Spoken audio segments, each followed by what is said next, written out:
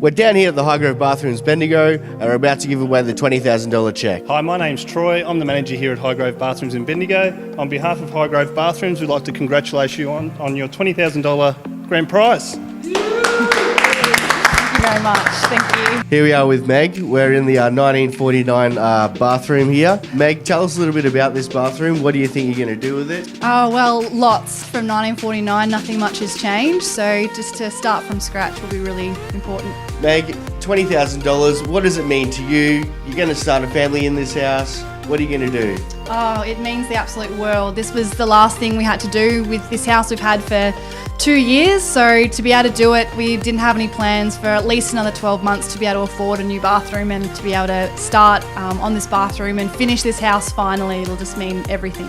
As you can see, the toilet's a bit lower down than the rest of the house, so to have a new toilet that's... Just hang on one second. I can see what is that? Is that it? The floor's a little bit higher, so when you're sitting on the toilet, the dog can poke his nose through the floor.